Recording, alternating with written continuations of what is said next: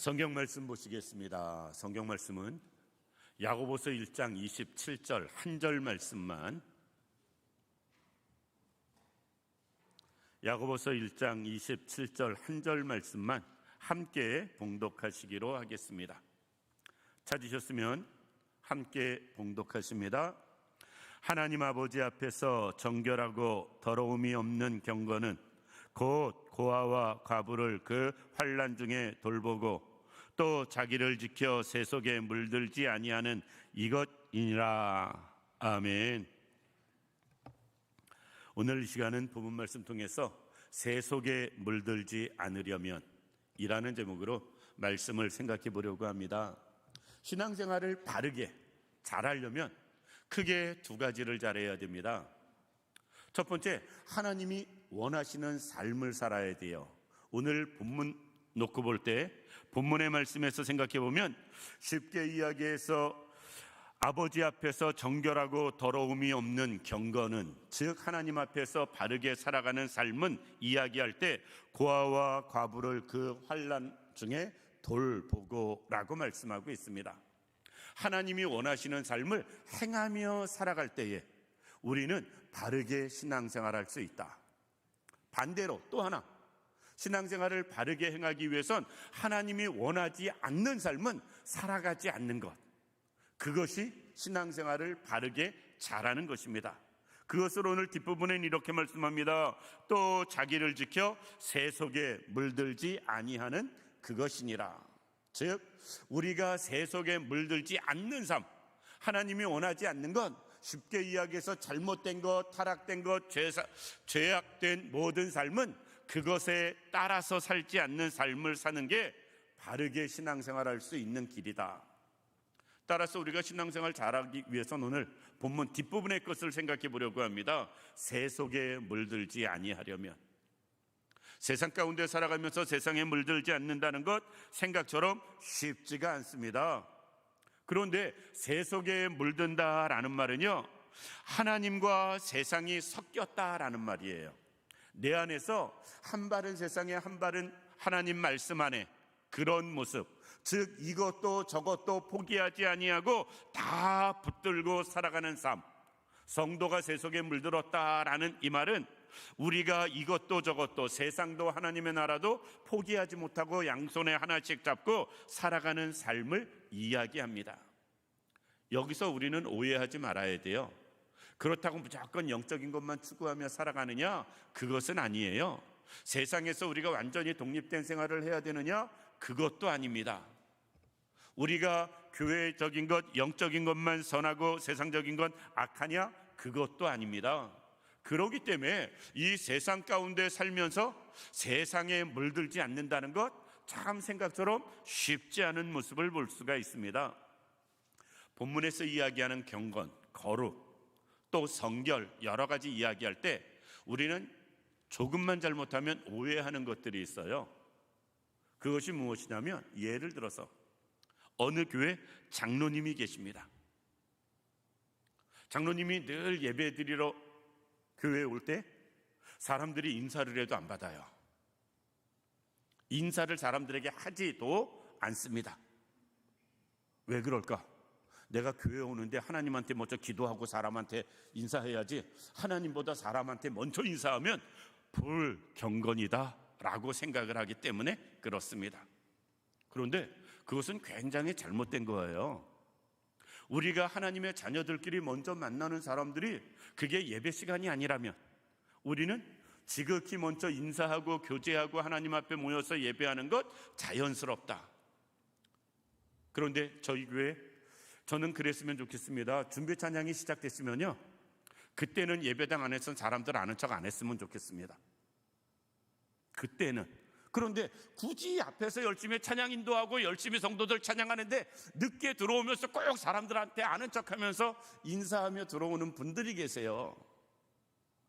그렇게 아는 척하고 인사하려면 찬양하기 전 시간에, 찬양을 30분 전, 1시간 전에 하는 것도 아닌데 조금 더 일찍 와서 미리 다 인사하고 나누고 교제하고 찬양 시작하면 좋겠는데, 남들 열심히 찬양하는데 꼭 옆에 가지고 서가지고 인사하고 말 걸고 하시는 것, 그건 조금 문제라 할지라도 우리가 사람 먼저 안다고 해서 그게 경건하지 않다? 절대로 아닙니다. 똑같은 개념에서 이런 일도 실제 있었습니다. 어느 시골에 마을에 폭우가 쏟아졌어요. 마을 중심이 물이 고여가지고 동네 사람들이 불편함을 얻었습니다. 그때 마을 이장이 교회에 찾아와서 이야기합니다. 교회에 양수기가 있는 걸로 아는데 양수기 좀 빌려주세요. 물 좀 퍼내게. 마을에 고인 물 좀 퍼내게. 그랬더니 장로님이 이렇게 말을 합니다. 교회에서 쓰는 거룩한 성물을 세상 일에 어떻게 내놓냐고. 아이고, 정말 아이고입니다. 그것은 세상과 세속과 구별하지 못해서 그래요. 우리가 죄악된 것과 세상의 일들은 구별할 줄 알아야 된다. 왜? 주님은 우리를 향해서 이렇게 말씀하시거든요. 너희는 세상의 빛이다, 소금이다. 우리가 세상을 등지고 살아라 절대 아니에요. 세상에서 빛이 되고 소금이 되는 역할을 감당하며 살라는 것이지. 그런데 반대로 그 세상에서 죄악에 물들지는 말아라 라는 것입니다. 그게 세속에 물들지 말라라는 표현으로 본문은 이야기하고 있습니다. 따라서 우리가 세상에 살면서 세속에 물들지 않기 위해서, 죄악에 물들지 않기 위해서 어떻게 해야 할 것인가? 특별히 다니엘서를 생각해 보면서 몇 가지 생각해 보려고 합니다. 다니엘은 이스라엘 나라가 망할 때 바벨론의 포로로 잡혀간 사람이에요. 어린 나이에. 생각해 보겠습니다. 유대인들은 하나님만 바라보고 거룩하게 사는 사람이고 바벨론 나라는 이방 민족이에요. 유대인이 이방 민족에 가서 생활하는 건 정말 쉽지가 않습니다. 왜? 첫 번째, 먹는 거에 대한 문제가 생겨요. 유대인들은 거룩한 것과 부정한 것을 구별해서 먹는 음식을 구별했는데 이방인들은 그 구별을 안 하잖아요. 또 유대인들은 오직 하나님 한 분 외에는 다른 신을 섬기지 않는데 바벨론엔 수많은 우상들이 있었거든요. 그들은 바벨론의 포로로 잡혀갔을 때 쉽게 이야기해서 세속에 물들 수밖에 없는 상황에 놓여집니다. 음식 문제도 신앙 문제도 생활 문제도 여러 가지 세상에 물들 수밖에 없는, 죄악에 빠질 수밖에 없는 그런 상황에 놓여져요. 그런데 다니엘이나 친구들은 세속에 물들지 아니함을 볼 수가 있습니다. 다니엘서를 아시는 분들은 얼른 이해가 돼요. 음식도 그렇고 신앙도 그렇고 우상숭배도 그렇고 다니엘과 친구들은 절대 거기에 넘어가지 않거든요. 이방의 나라에 가서도 끝까지 믿음과 신앙을 바르게 지키는 모습을 볼 수가 있습니다. 우리가 세상 살면서 세상이 악하다 보니까 세상이 여러 가지 이렇다 보니 저러다 보니 우리가 어쩔 수 없어요. 세상 살려면 다 그렇게 적당히 타협하고 살아가야 돼요 라고 말하는 분들이 계십니다. 그런데 그것은 성경적이지 않습니다. 아무리 세상이 그렇다 할지라도 우리는 세속에 물들지 않아야 되기 때문에 그렇습니다. 그러면 세속에 물들지 않기 위해서는 어떻게 해야 할 것인가? 다니엘을 놓고 볼 땐 다니엘은 기도함으로 그는 세속에 물들지 아니하는 모습을 볼 수가 있습니다. 다니엘이 바벨론의 종으로 끌려가서 여러 가지 노예 생활하며 교육받고 그 문화에 묻혀서 생활하면서도 그는 포기하지 않은 것이 있습니다. 하루에 3번씩 기도 시간을 정했고 그 기도 시간에 하나님 앞에 늘 기도하는 삶을 사는 모습을 볼 수가 있습니다. 하루에 3번씩 어떻게 시간을 정해놓고 기도할까? 현대 생활하면서 결코 쉽지는 않을 수 있습니다. 그런데 이슬람 사람들은 5번씩 시간 정해놓고 지금도 기도해요. 우리 3번도 우리는 힘든데 그들은 5번씩 시간 정해놓고 기도합니다. 말씀 전해드렸지만 그들은 시간 딱 되면 사우디 메카 방향을 향해 가지고 이렇게 방석 같은 거, 양탄자 같은 거 깔고 거기에 엎드려서 기도합니다. 그냥 있는 자리에서 기도하는 것도 아니에요. 그쪽을 향해서 엎드려서 기도를 해요. 시간에 상관없이 딱 그 시간만 되면. 그것도 5번씩. 우상을 섬기는 사람들도 그렇게 하는데 하나님 앞에서 우리는 더 기도하는 삶을 살아야 됩니다. 다니엘이 그 바벨론에서 바벨론 문화에 물들지 아니하고 그 가운데 여러 가지 일들을 겪고 어려움을 겪지만 믿음, 신앙을 지키며 하나님 앞에서 오늘 본문 말씀의 표현을 인용하면 경건한 모습으로 살아갈 수 있는 것, 기도가 원동력이었다라는 것입니다. 다니엘의 기도는 몇 가지 특징이 있습니다. 시간을 정해놓고 기도했고요. 그리고 위기가 있을 때마다 기도했고요. 그리고 여러 사람과 더불어 합심해서 기도했고요. 그리고 그는 그 기도를 통해서 하나님의 계시, 뜻을 또 받는 모습도 볼 수가 있습니다. 우리가 그럴 수 있길 원합니다. 세상에 물들지 않으려면, 세 속에 빠지지 않으려면 내 힘으로는 아니 됩니다. 기도해서 하나님의 돕는 은혜를 경험해야 됩니다. 우리가 이 땅에서 세상 가운데 살지만 죄악에 빠지지 않고 살기 위해서 늘 끊임없이 기도할 수 있는 우리들 되기를 원합니다. 우리가 상황이 아무리 안 좋아도 바벨론의 종으로 끌려간 다니엘만큼 안 좋겠어요. 그거보다는 그래도 한결 낫지요. 더 안 좋은 상황에서도 기도하는 사람은 기도함으로 경건함을 유지할 수 있었다. 우리도 그럴 수 있기를 원합니다. 그래서 상황, 형편 상관없이 언제나 어디서나 우리의 믿음은 약해지는 사람 되어서는 아니 됩니다. 끝까지 기도로 살아가는 사람, 기도로 승리하는 사람 되어져야 됩니다. 그래야 새 속에 물들지 않을 수 있습니다. 두 번째, 우리가 새 속에 물들지 않기 위해서는 어떻게 해야 되느냐? 늘 믿음의 동역자들과 함께할 때 세상에 물들지 않을 수 있습니다. 다니엘을 이야기할 때마다 다니엘 하나만 떠오르는 게 아니라 다니엘과 세 친구가 늘 함께 떠오릅니다. 다니엘과 세 친구는 죄송하지만 형제도 아닌데 형제보다 더 늘 함께 했어요. 특별히 믿음 면에서 믿음의 사람들끼리 모든 일을 같이 하는 모습 볼 수가 있다라는 것입니다. 말씀을 준비하면서 그 생각해 봤습니다. 만약에 바벨론에 끌려간 다니엘이 함께 협력한 우리가 그냥 쉽게 사드락과 메삭과 아벳느고가 없었다면 혼자도 그렇게 믿음 지키며 살 수 있었을까? 교육을 받을 때, 왕의 음식을 거절할 때 과연 혼자라면 그 일을 해낼 수 있었을까? 장담할 수 없지만 더 어렵고 힘들었을 것입니다. 왜? 신앙생활할 때 특별히 어려움이 있을 땐 함께 믿음 안에서 함께하는 사람들이 필요하다. 그래서 서로가 위해서 기도도 해주고 격려도 해주고 함께 동역도 하고 함께 그 어려움을 헤쳐나가는 삶을 사는 게 필요하다라는 것입니다. 풀무불에 들어가는 그 세 친구, 금신상, 왕이 만든 금신상에 절하지 않아서 다니엘의 세 명의 친구가 풀무불에 던져지게 됩니다. 만약에 그때 세 명이 아니고 혼자였었다면 끝까지 풀무불에 들어가더라도 그들은 신앙을 지켰을까?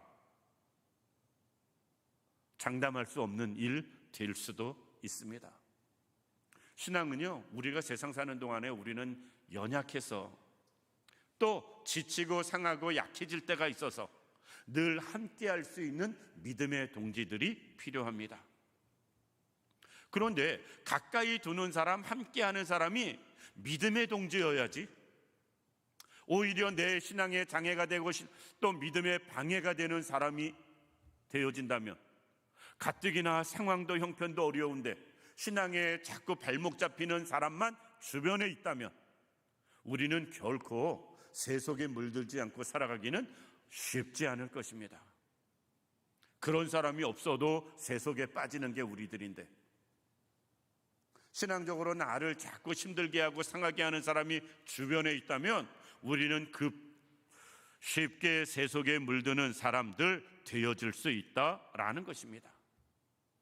이 자리에 있는 우리 모든 성도님들, 우리가 어렵고 힘들어도 믿음의 사람들과 늘 함께하는 분들 되길 원합니다. 믿음의 사람은 1차적으로 주 안에 예수 믿는 모든 사람을 생각할 수 있어요.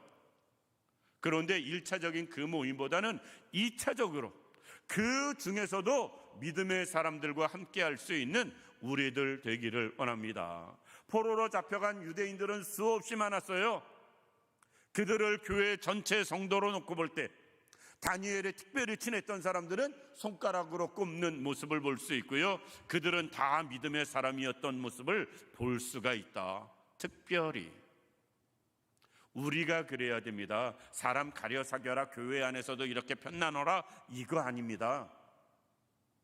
우리가 교회 안에서 특별히 믿음의 사람들과 함께하고 대화를 할 때도, 교제를 할 때도 특별히 믿음의 힘이 되는 사람, 도움이 되는 사람, 그로 인해서 내 그 사람 때문에 새롭게 다시 일어날 만한 사람, 그렇게 도움이 되는 사람들과 교제하며 나가야지, 그렇지 않으면 꼭 문제가 되어진다라는 것입니다. 어제 노예일 때문에 저녁에 인천을 잠깐 나가서 회의를 참여하고 왔습니다. 노예에서 재정이 여러 가지 어려우니까 상해비를 좀 올려야 되겠다라는 것입니다. 일방적으로 노예에서 결정해서 통보하지 않고 그래도 여러 좀 저기한 사람들을 불러 모아서 의견을 듣는 이야기예요. 그런 간담회식으로 자리를 마련했는데, 사실 거의 모든 분들이 다 노예 상황을 아니까 공감을 합니다. 그렇다고 또 터무니없이 올리는 것도 아니고, 저희 교회가 한 달에 3만 원 정도 올라갈 것 같습니다, 분위기상. 그러면 뭐 우리 교회가 못 감당할 만한 액수도 아니니까 그냥 다 이렇게 저렇게 수용되는 분위기입니다.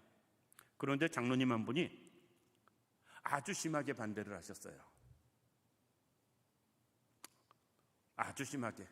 사실 우리가 노예 상해비만 냅니까? 노예 행사 있으면 이렇게 저렇게 찬조하고 협조하는 일들이 얼마나 많습니까? 예를 들어 우리 교회만 놓고 봐도 족구 시합하면 찬조하죠? 여전도에 회의한다 그러면 그 사람들 100명 정도 되는 인원을 다 밥해 먹이죠? 또 노예에서 무슨 수련회 한다고 또 행사한다고 찬조 요청하면 찬조하지요? 우리 교회가 그러니까 큰 교회들은 더 많이 그런 일들이 있지요. 그것도 힘들어 죽겠는데 또 노예비 올린다고 교회, 우리 교회 다른 장로들이 막 이런저런 이야기한다고, 반대한다고, 그래서 내가 당해서 할 말이 없다고 장로님이 그러세요. 그런데 전 그 말을 듣는 순간 그 생각이 들었습니다.